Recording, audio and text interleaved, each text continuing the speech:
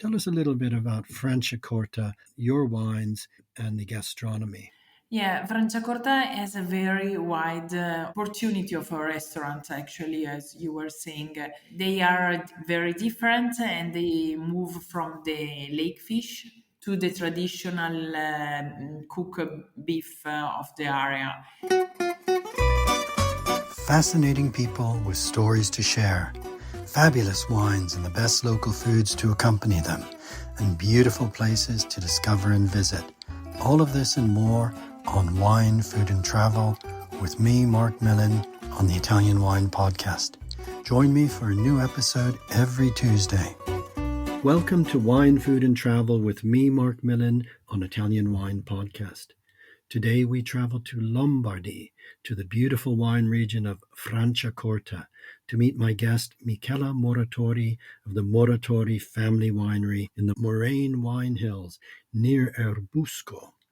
Franciacorta is, of course, one of Italy's premier areas for the production of classic method sparkling wines, and I'm looking forward to a sparkling conversation with Michela. Welcome and thank you so much for being my guest today. How are you, and is it a beautiful day in Franciacorta? Thank you, Mark, and thank you for this opportunity. Yes, today is now it's sunny. It's sun had just appeared in the sky. It's very cold, but the sun of the last year is very warm. So I think the day will be hotter. Okay, well, I'm imagining that beautiful sun, but I think our listeners who are located all around the world, some of them, perhaps many of them, may not know the Franciacorta region, may not know this beautiful Lago di Iseo, this beautiful lake that Franciacorta is located below, one of the great lakes of Italy. Can you describe your region, describe your wine area, describe Franciacorta so that our listeners can gain a vivid idea of a beautiful land? Yeah, Franciacorta is actually, I don't want to say we are a young region, but we managed to become very popular in Italy, mainly for the sparkling wine with second fermentation in bottle, so the so-called metodo classico that we like to call metodo Franciacorta.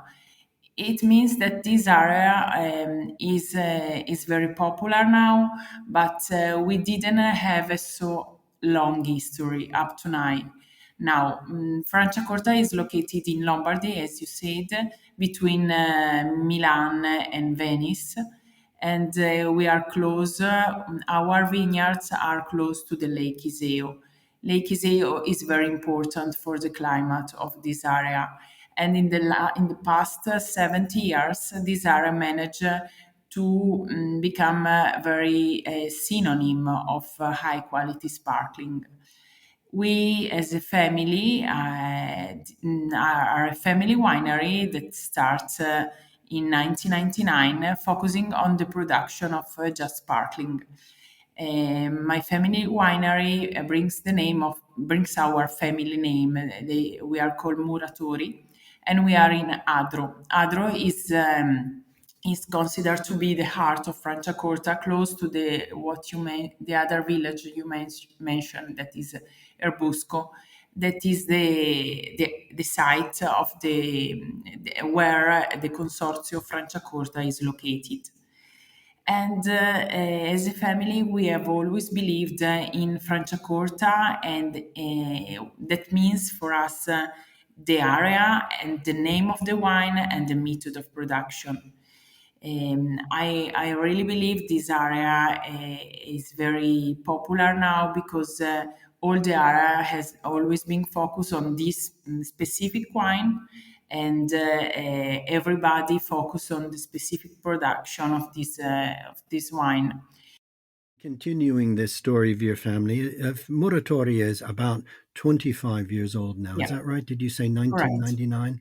Um, what was the family doing before you went into wine? And I like that you say that every story starts with an idea. So, what was the Muratori idea, or was it a dream when all of this began? Actually, as we are, I'm at the third generation of our winery, and what was my grandfather before, and what are now still, we are textile producers. So we trade cotton yarn, and so we are both at the same time winemakers and in another business. The passion for wine has always been huge in my family, but we concretize this project in 1999 with the idea of focusing of the Franciacorta production. This phenomena is very popular in this area because to produce this wine we need at least 3 years. So we need investments from a different sector, and it is what happened to us. Okay, that's interesting because I know Lombardy as a region and your area as well has been very famous for textiles. A lot of very well known businesses and famous um, names come from textiles produced in Lombardy. But really, this passion for wine is another element of the family activity. You have 54 hectares of vineyards planted with the grapes, the permitted grapes for Franciacorta, Chardonnay, Pinot Nero, and Pinot Bianco. But I'm interested that they're located in each of the six unità vocazionali. And because Franciacorta has such an incredible range of soils and terroirs. I guess this land was scoured by the glacier as it retreated, leaving behind this varied terrain. Can we talk briefly about the vineyards and about the grapes and maybe a little bit about how the terrain varies and how that contributes qualities to the wines when you're blending the cuvee to make your sparkling wines? Yeah, one of our particular something that make us different is exactly what you said. The idea of having vineyards in each one of the six vocational units that is this environmental and agronomic research carried out by the consortium in collaboration with the University of Milan. And these six micro landscape, as we call it, them are very, very different. And we have the chance to have grapes coming from these very, very different areas. And they are different because of the microclimate, because of the soil, because of the exposition to the sun, the wind. And if you are curious about this, on the website of the Consorzio Franciacorta, these six micro areas are very well explained. And from this study we understood that the different grapes growing up on different soils give different scents, not just on the grapes, but even in the glass.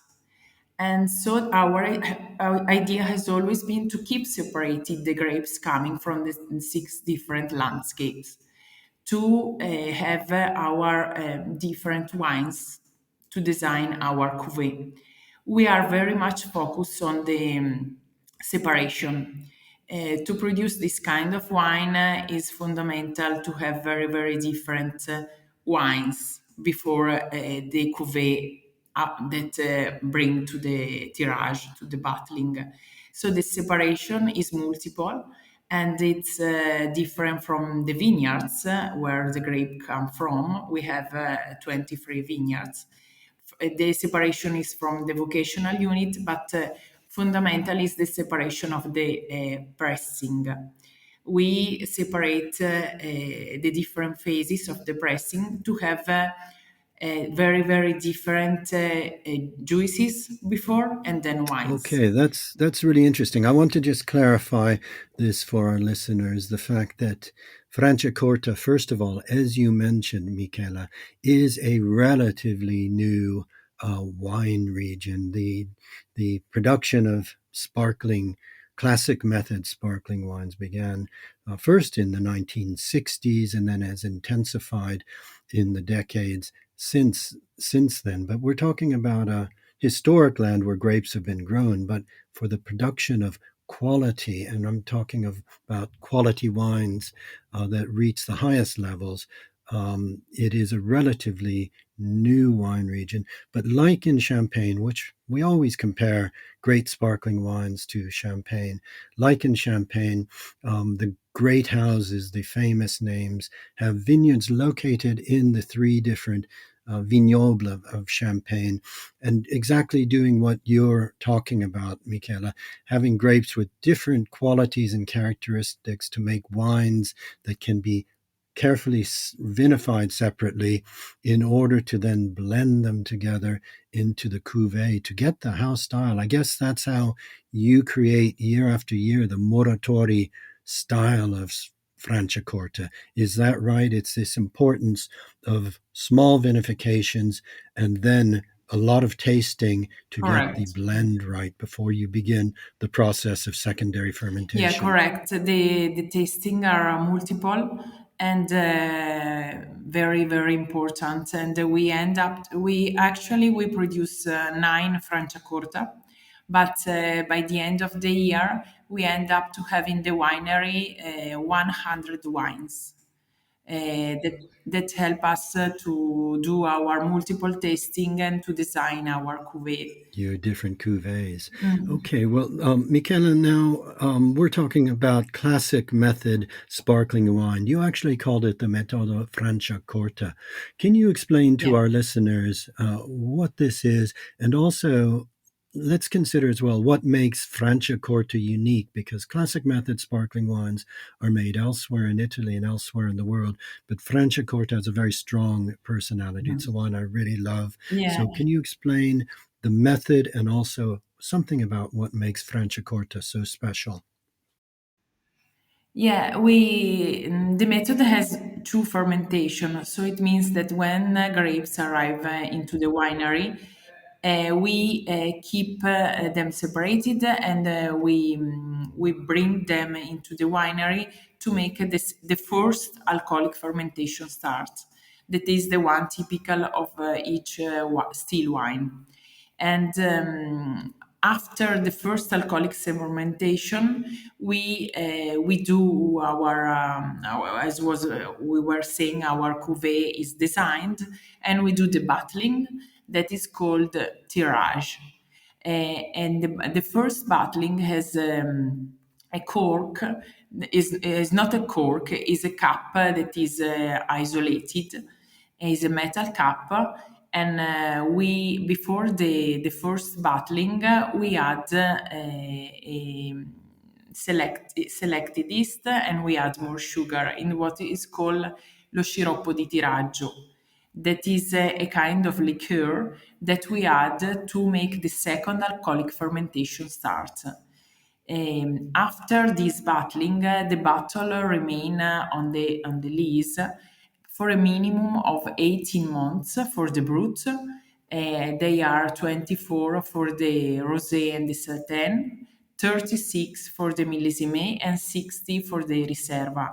And these are the minimum months that the Consorzio Franciacorta ask for this typology of wines. And as a consortium, we decided to give us the strictest disciplinary in the world, as 18 months for the brut is the longest time for this kind of method to have in the world.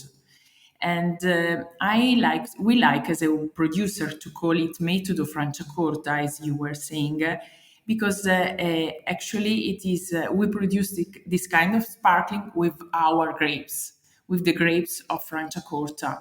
And we really believe that the strong personality of our grapes, of our wines, give us the chance to produce wines that are completely different from any other kind of sparkling in the world.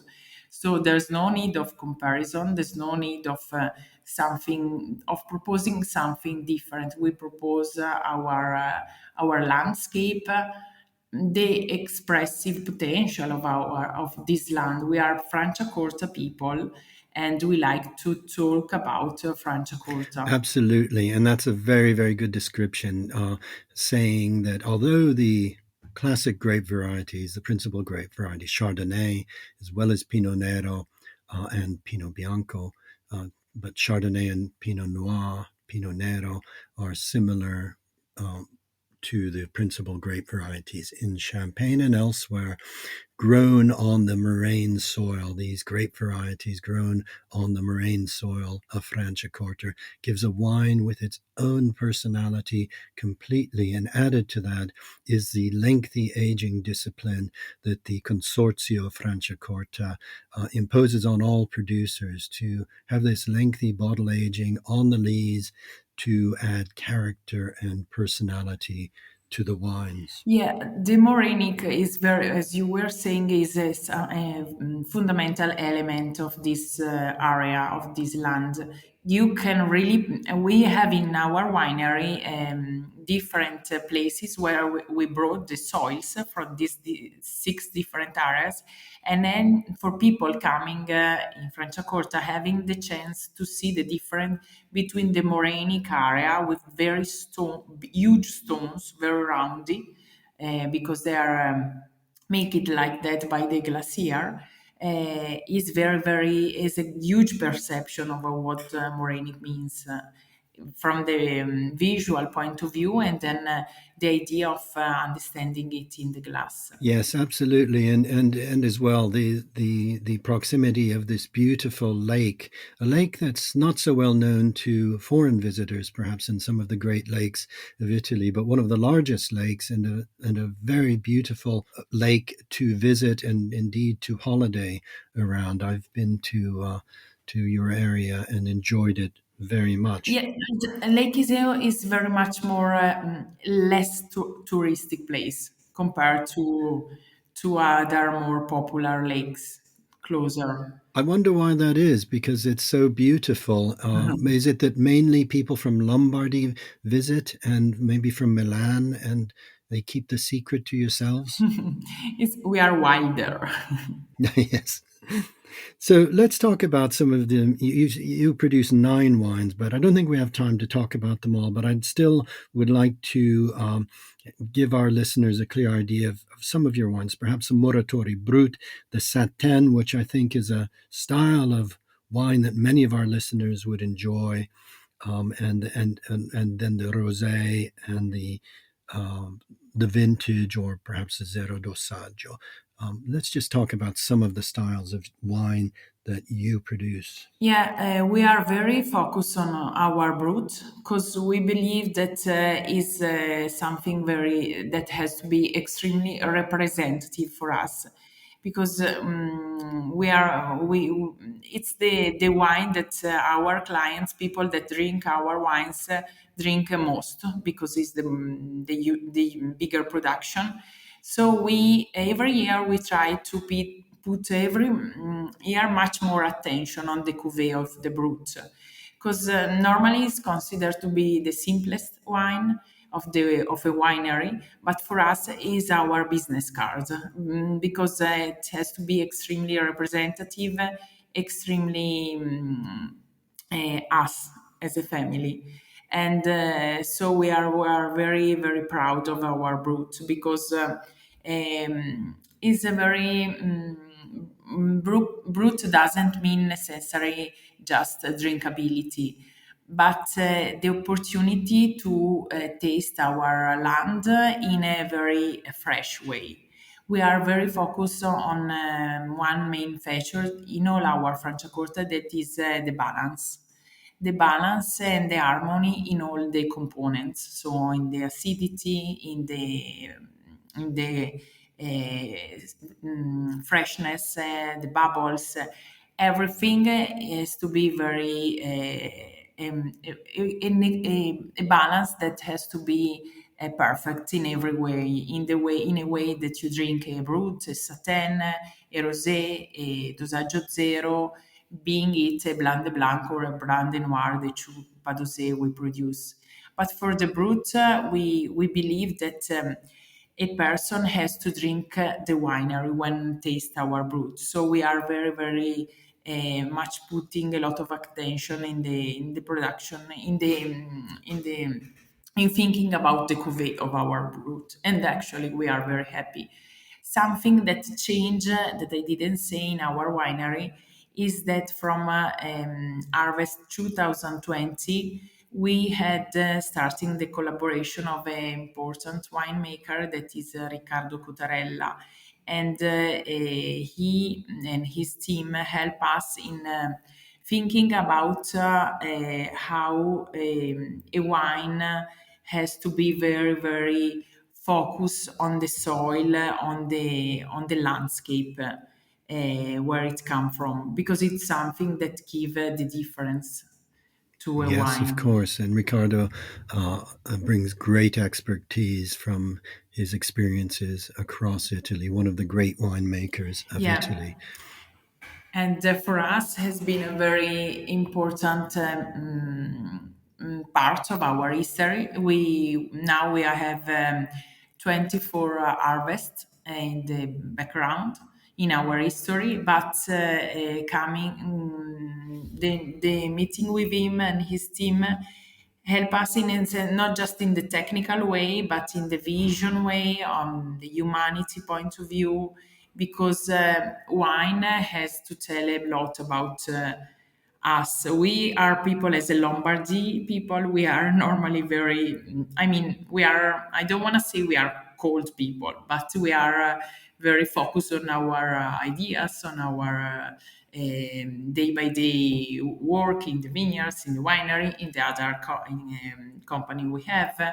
But we try to be more focused on telling about us, because actually we now in Muratori Franciacorta we want to tell our Franciacorta, because it's the Franciacorta that come from our vineyards that have 24 years old, cultivated by us with our philosophy, with our way of producing wine. So it's correct to tell about it to people that drink our Franciacorta. We like our Franciacorta because we believe represent us in a very specific and focused way, and we hope people that drink our Franciacorta like them too. Yes, you're absolutely right to focus on your personal story and what you bring to the wines, and so that people can really appreciate what is unique about the wines.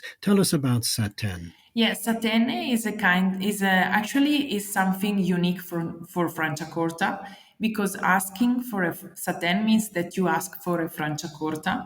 Is a trademark by Consorzio Franciacorta.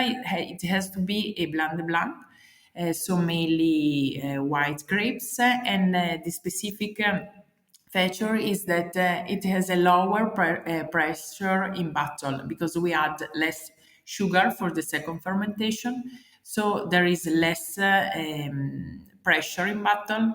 And so the main feature is that it has to be softer, bubble has to be thinner and more delicate, and this kind of specific typology that has to preserve this element of finesse and elegance. It's very good with specific pairing that are mainly not with stronger taste, but with a delicate taste, like fish, not so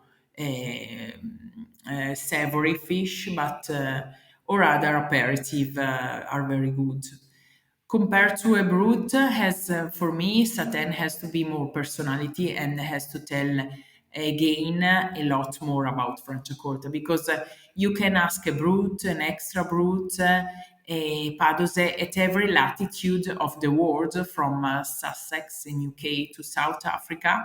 But for a Satin, you can just find it in Okay, Franciacorta. that's a very good point to make, Michele, and I'd like our listeners to really be aware of that. When you come across a Satin, it's a wine that is unique to Franciacorta. It's a wine that one should try. This more gentle, delicate, elegant.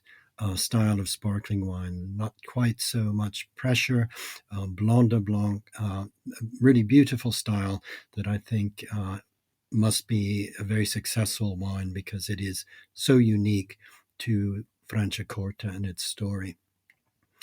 What other wines should we discuss, Michela? Should we mention the rosé and then perhaps your Reserva, the wine that undergoes 60 months of aging?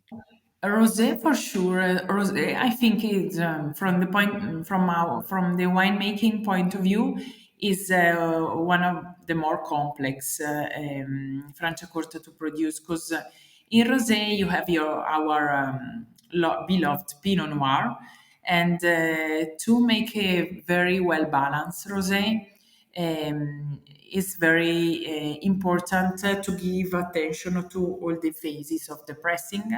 And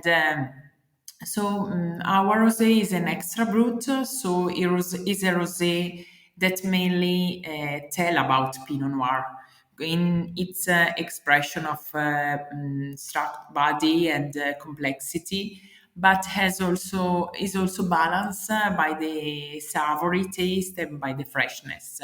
We are happy about our rosé because it's a very balanced extra brut Franciacorta.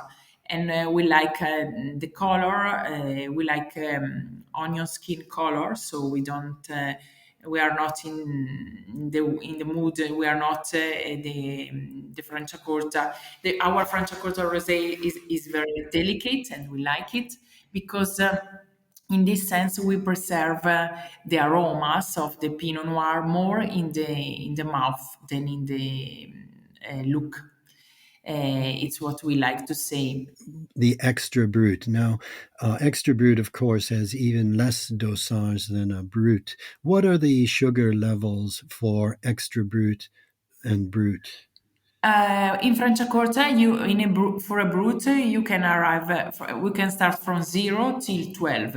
Extra brut has to be not more than 4 g/L. Not more than four. So we're talking about a very, very dry sparkling wine. And you also make, of course, the pas dosage, the pas dosé. Yeah, dosage zero for us means it's something that we start producing since the beginning, because for us means the more clear way to tell about the grapes. Because in the gorging phase, we add the same wine.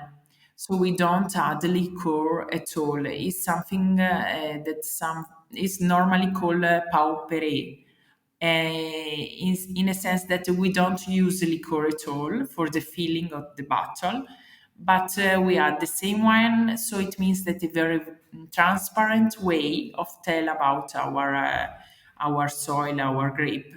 That's why we are very focused on the Padosé since the beginning. We produce two Padosé.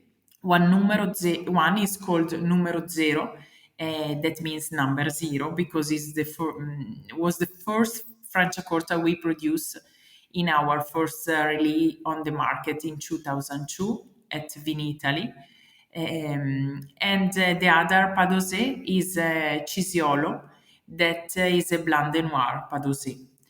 Two Padosé that tell about our story that since the beginning has always been focused on the vineyards, on telling about the soils and our differences. Okay, that's very, very interesting. And let's finally just touch on the Reserva. Yeah, Reserva is quite different products because if you think that they are a minimum of 60 months on the east, but we have two Reserva. One is a 2014 and one is a 2016. So they are very, very more than 60 months on the lease. They are more on the feature of tell about a Franciacorta that is very in its warm feature, because here in this reserva you perceive very much more the grape, the juice, together with the flavor of the lees of the yeast in a complexity that is well balanced, we believe, or with the acidity of their acidity. We produce two reserva. One is a one is a Blande Noir Padosé, and one is a Brut. The Blande Noir Padosé is called the Riserva del Gelso, and the Blande Blanc Brut is Riserva Millet. And this reserva tell how Franciacorta base wine give their best on the lees, because they get in balance. Okay, that's very interesting as well. This capacity of Franciacorta to have evolve over lengthy periods, 60 months or beyond, as you say, well beyond on the lees. So this is before the degorgement, so the yeast cells that are a byproduct of secondary fermentation after the yeast eats the sugar. The byproduct is the lees that fall into the bottle, and aging on the lees adds this tertiary flavors and aromas and complexity that you're talking about. So again, I urge our listeners to look out for Franciacorta wines, for Muratori Reserva wines that can offer this freshness combined with complexity. Michela, one of the interesting things I find with Franciacorta, and then again that makes it a unique sparkling wine, is that it's very much a gastronomic sparkling wine. We sometimes think of sparkling wines as wines to have as an aperitif or as an aperitif wine, but Franciacorta has body and finesse and elegance that enables it to pair very well with foods. Can we talk about food in the region, in Franciacorta? I know you have restaurants that range from simple osterie to real fine temples of gastronomy serving beautiful foods. But tell us a little bit about Franciacorta, your wines, and the gastronomy. Yeah, Franciacorta has a very wide opportunity of a restaurant, actually, as you were saying. They are very different, and they move from the lake fish to the traditional cook beef of the area. Franciacorta is very challenging in a sense that it's very hard to find a pairing that is it's a disaster. I mean, it's very its freshness allow it to be paired with coregone al forno, that is a typical lake fish, or to a manzo all'olio, that is the beef cooked in the wine for long hours of Rovato village. So the difference of the opportunity for wine and food pairing in this area are very huge. And as in this area, we are used to drink a Franciacorta from the start, from the aperitif, moving to the first course to the second. So we never change for different wines. It's a kind of perversion, I think, but A very nice, we know. nice perversion. Yes. Yeah. What with the that's interesting with the beef, the traditional beef of the area. Again, you would be drinking perhaps a rosé with that, or a blanc de noir, um, or a more Yeah. Pinot Noir dominated, just to have that bigger structure. I would say more a A riserva. reserva, Mm, yeah. More I mean, the Blande Noir, Pinot Noir. I love it to pair it with maybe with grilled beef. Okay, Yes, not with the manzo all'olio, that is this kind of beef that has to be cooked for long hour. So it's very a huge of flavor. So I would choose a Riserva because of the complexity of the wine that can be at the same time with the food. Yes. In other wines, our Franciacorta, there is more freshness compared to the complexity of our a Riserva. Okay. One food that I remember was very unique to your area is the Sardini de Montisola. This very Yes, strongly flavored lake fish that yes, is air salty. dried. Is it salted or just air dried? Hung placed outside for the wind Yes, to help dry the fish. Very, very for many strong, months. many Yeah, months. And I found that actually a Franciacorta Brut is such a beautiful pairing with this strong flavor because it helps to sort of cut the flavor and lean. clean Yeah. it. Yeah. Is that something you would eat occasionally? Yeah, with With polenta. polenta. Uh, Okay. yeah, because polenta is, I mean, can be, can, if you, Sardinia is very strong in flavor because it's very salty, but is normally not so big.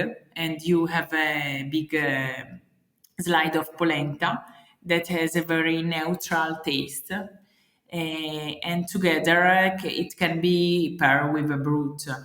Our Sardina is very strong in flavor, but this way of presenting it tell about the traditional way of dried it on these nets left on the open air and it's very typical of Montisola, that is the island on the lake that we have on our lake. A really beautiful island. Again, somewhere I would recommend our visitors, our listeners, try to visit.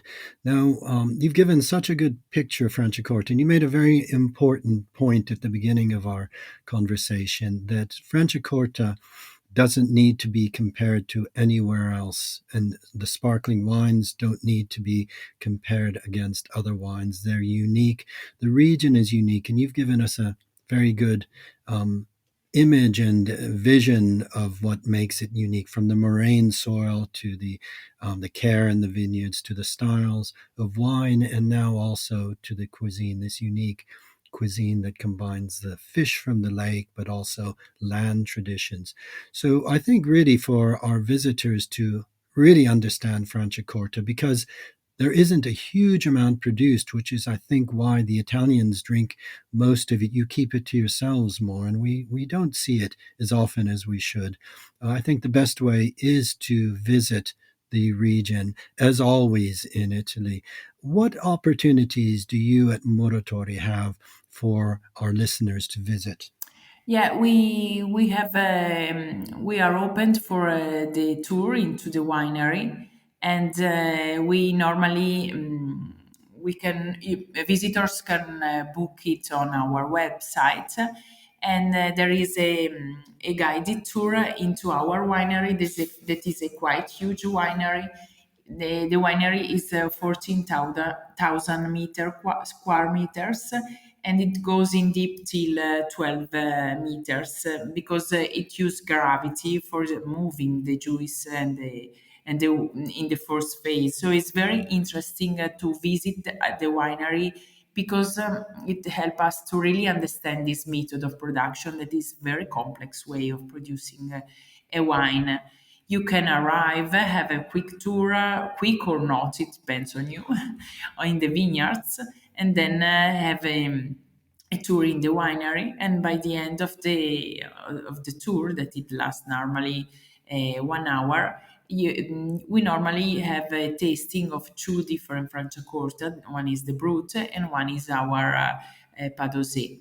And for understanding this area, this region, the visiting the winery is very, very important because it helps you to understand what producing this kind of wine means, the effort, the attention of every detail is given.